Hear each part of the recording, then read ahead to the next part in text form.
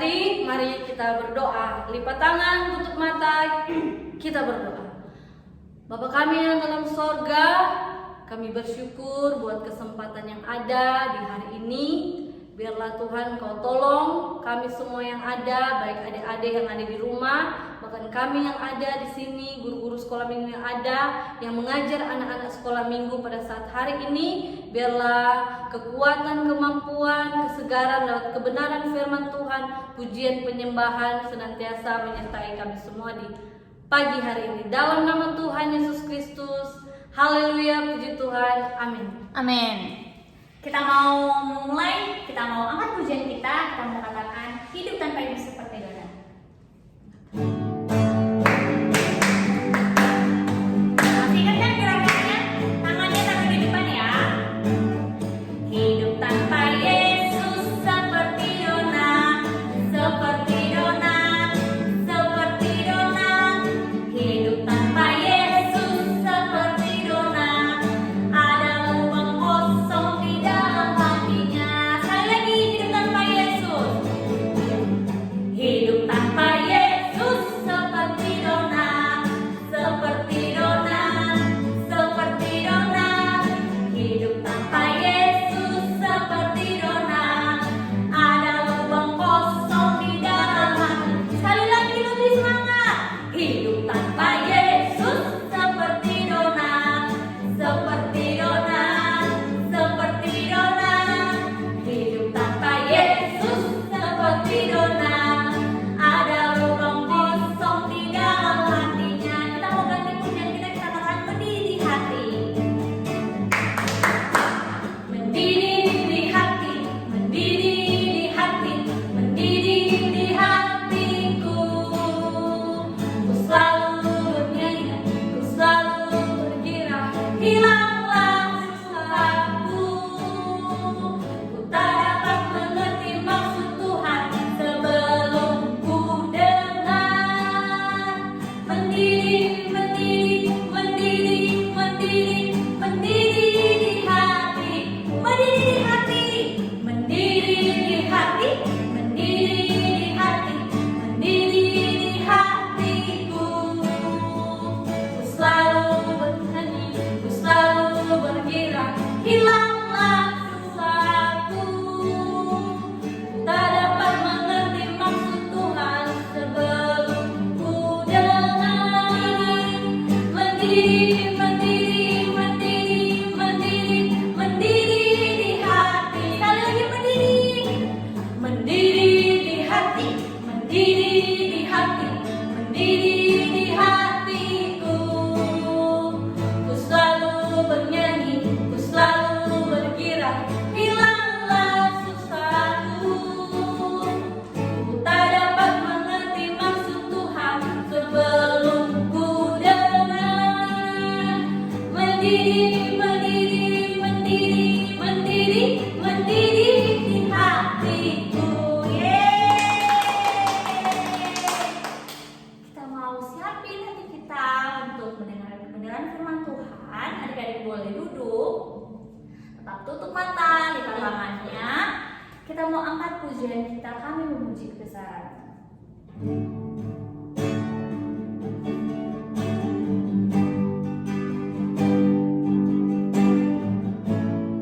Kita mau katakan dengan sungguh, kami memuji kebesaran. Kami memuji kebesaran-Mu, ajaib Tuhan.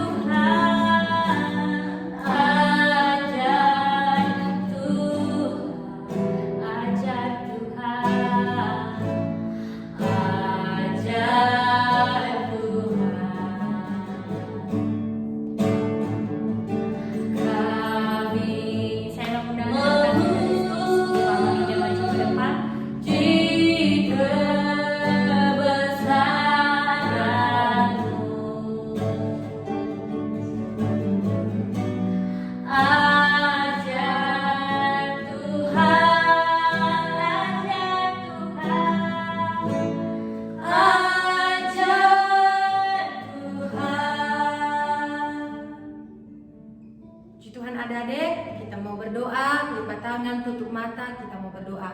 Terima kasih Tuhan Yesus, kami sangat bersyukur kepadamu buat hari ini Tuhan, buat kasih-Mu dalam kehidupan kami. Sebentar Tuhan, kami akan mendengarkan firman-Mu, bila firman-Mu Tuhan akan bertumbuh dalam hati kami. Kami mau siap mendengarkan firman-Mu, hanya di dalam nama Tuhan Yesus, haleluya, amin. Halo Dade, selamat pagi. Ketemu lagi deh sama Kalina pada pagi hari ini. Bagaimana kabarnya hari ini? Pasti baik-baik dan selalu suka cerita. Nah adik-adik, sekarang Kalina akan bercerita tentang suatu cerita yang sangat menyenangkan, pada yang sangat menarik. Tapi harus duduk diam ya, ambil sikap yang tenang untuk mendengarkan cerita Kalina pada saat ini. Nah sebelumnya kita buka Alkitab kita terlebih dahulu. Ayo ambil Alkitab dulu. Nah kita buka bersama-sama yang diambil di dalam Daniel. Ayo Danielnya di mana? Ada di Perjanjian Lama. Daniel pasalnya yang ketiga, ayatnya yang ke-28. Sekali lagi Daniel pasalnya yang ketiga, ayatnya yang ke-28. Beginilah bunyi firman Tuhan. Berkatalah Nebukadnezar, terpujilah Allahnya Sadrak, Mesak dan Abednego. Ia telah mengutus malaikatnya dan melepaskan hamba-hambanya yang telah menaruh percaya kepadanya dan melanggar titah raja, dan yang menyerahkan tubuh mereka karena mereka tidak mau memuja dan menyembah Allah manapun kecuali Allah mereka. Nah adik-adik, pada suatu hari ada seorang raja besar, namanya adalah Nebukadnezar. Nah raja ini ia hidup menyembah dewa dan patung. Padahal dewa itu dan patung itu tidak bisa mendengar loh, tidak bisa bicara. Tetapi ia terus menyembah dewa dan patung itu loh adik-adik. Menurut adik-adik, apakah dewa itu bisa mendengar? Apakah dewa itu bisa bicara enggak? Pasti tidak, karena mereka adalah benda mati. Nah, Nebukadnezar ini terus menyembah dewanya, terus menyembah patungnya, dan bahkan dia membuat sebuah batu yang sangat besar, yaitu tingginya ada 60 hasta, lebarnya ada 6 hasta. Wow, adik-adik besar banget. Dan itu patungnya terbuat dari emas. Nah, setelah selesai itu patung dibuat, setelah patung itu telah dibikin dengan baik, maka ia mengadakan peresmian buat batu yang telah ia buat itu.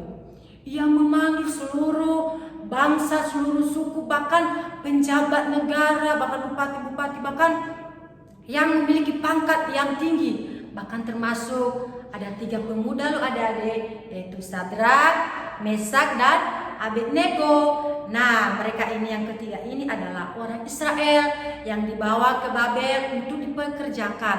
Karena kenapa adik-adik? Karena mereka pintar. Kenapa mereka pintar? Karena mereka takut akan Allah, mereka menuruti perintah Tuhan dan selalu taat kepada Tuhan. Dan apa yang terjadi? Kepintaran mereka ditambahkan 10 kali lipat.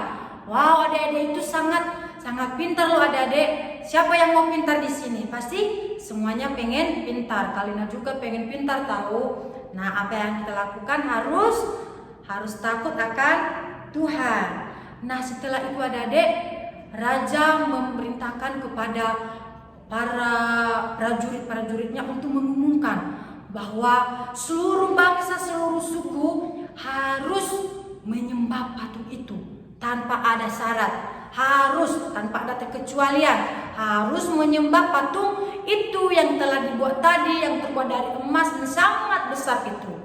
Dan ia berkata begini, ketika kalian mendengar bunyi kecapi, bunyi sangkakala, bahkan gambus, serebak, bahkan bunyi-bunyi yang lain yang musik, maka kalian harus sujud menyembah kepada dewa tersebut. Nah, apa yang terjadi adik-adik?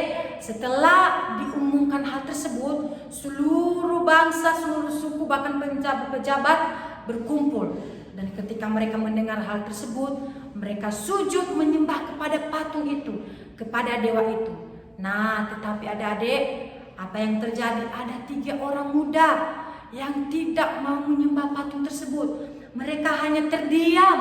Mereka hanya melihat orang-orang yang menyembah patung tersebut. Mereka tidak mau menyembah patung yang besar tersebut, adik-adik. Dan apa yang terjadi? Prajurit itu melihat bahwa Sadrak, Mesak, dan Abednego tidak mau menyembah patung tersebut. Dan apa yang terjadi? Prajurit ini memberitahukan kepada raja bahwa mereka tidak menyembah patung tersebut, tidak mau menyembah dewa mereka yang telah mereka buat tadi. Dan apa yang terjadi? Sadrak, Mesak, dan Abednego ini dibawa kepada raja. Dan apa yang terjadi? Raja berkata kepada Sadrak, Mesak, dan Abednego, sekali lagi saya akan bunyikan bunyi sangkakala, bunyi kecapi, gambus, rebab, dan lainnya. Dan ketika kalian mendengar itu, kalian harus menyembah kepada dewa tersebut. Nah, apa jawaban dari Sadrak, Mesak, dan Abednego ini, adik-adik? Nah, kita lihat ayatnya, dalam ayatnya yang ke-16, adik-adik. Di sini dikatakan, lalu Sadrak, Mesak, dan Abednego menjawab Raja Nebukadnezar, tidak ada gunanya kami memberi jawab kepada Tuanku dalam hal ini. Jika Allah kami yang kami puja sanggup melepaskan kami, maka Ia akan melepaskan kami dari perapian yang menyala-nyala itu dan dari dalam tangan-Mu, ya Raja. Apa yang mereka katakan? Mereka tidak mau menyembah loh, adik-adik, patung-patung tersebut. Ketika disuruh sekali lagi untuk menyembah, mereka tetap pada pendirian mereka. Mereka tetap percaya kepada Tuhan. Dan apa yang terjadi? Raja sangat marah karena perkataan mereka. Akhirnya Raja menyuruh prajurit-prajurit untuk menyalakan dapur api sebanyak 3 kali lipat panasnya, adik-adik. Bayangkan, itu panas banget loh, adik-adik. Nah, akhirnya Sadrak, Mesak, dan Abednego dilemparkan ke dalam perapian itu. Dan apa yang terjadi, adik-adik? Raja mengintip, ia mengintip dapur perapian itu. Ternyata adik-adik, ia melihat ada 4 orang yang berjalan-jalan dalam perapian itu. Padahal yang dilemparkan cuma 3 orang. Tapi kenapa ada 4 orang? Nah, ada malaikat Tuhan yang telah Tuhan menyuruh untuk menolong Sadrak, Mesak, Abednego, sehingga mereka tidak dimakan oleh api tersebut. Mereka tidak terbakar, mereka tidak dimakan oleh api tersebut. Akhirnya Raja mengeluarkan Sadrak, Mesak, dan Abednego tersebut. Dan ia melihat bahwa mereka tidak terbakar. Baju mereka tidak terbakar, rambut mereka tidak terbakar, bahkan mereka tidak bau asap. Karena ia melihat bahwa ada malaikat yang menolong mereka. Dan akhirnya Raja mengumumkan kepada seluruh bangsa, seluruh suku tersebut, bahwa tidak ada yang boleh menghina rajanya Sadrak, Mesak, dan Abednego. Karena raja mereka adalah raja yang mendengar doa mereka, raja yang menolong mereka dan menyertai kehidupan mereka. Nah, begitu adik-adik, sehingga mereka ditolong, sehingga mereka tidak dimakan oleh api tersebut. Nah, adik-adik, pada saat ini kita tidak boleh takut dengan apapun. Sekalipun kita mengalami namanya sakit, kita mengalami namanya kekecewaan, kita ditinggalin, kita merasa takut, jangan pernah kita takut, adik-adik. Karena ada Tuhan yang selalu menolong kita, dan kita harus tetap taat kepada Tuhan. Seperti Sadrak, Mesak, dan Abednego tetap taat kepada perintah Tuhan. Mereka tidak mau menyembah patung yang tinggi dan besar itu. Mereka tidak mau menyembah itu, tetapi mereka mau taat kepada perintah Tuhan dan menyembah kepada Tuhan, sehingga mereka ditolong dan dijaga oleh Tuhan. Nah, adik-adik, siapa yang mau dijaga oleh Tuhan? Pasti semua mau, kalian juga mau dijaga oleh Tuhan. Dan ingat, intinya harus taat dan tidak boleh takut. Karena ada Tuhan, ada Roh Tuhan yang akan menolong kita. Karena di dalam Yohanes 1 ayat pasalnya yang keempat, ayatnya yang keempat B, di situ dikatakan, adik-adik, 1 Yohanes 4 ayatnya yang 4b, di situ dikatakan, sebab roh yang ada di dalam kamu lebih besar daripada roh yang ada di dunia ini. Jadi tidak boleh takut, tetap taat, karena roh yang ada di dalam kita lebih besar dari yang ada dalam roh dunia ini. Puji Tuhan, sampai di sini firman Tuhan. Mari kita berdoa. Terima kasih Tuhan Yesus buat firman-Mu. Biarlah firman-Mu Tuhan menjadi kekuatan dalam kehidupan kami, untuk kami tetap taat dan setia kepadamu. Terima kasih Tuhan, ajarlah kami terus. Hanya di dalam nama Tuhan Yesus, haleluya, amin. Halo Dede, sampai di sini ya Dede, sampai jumpa lagi, Tuhan Yesus berkati, dah.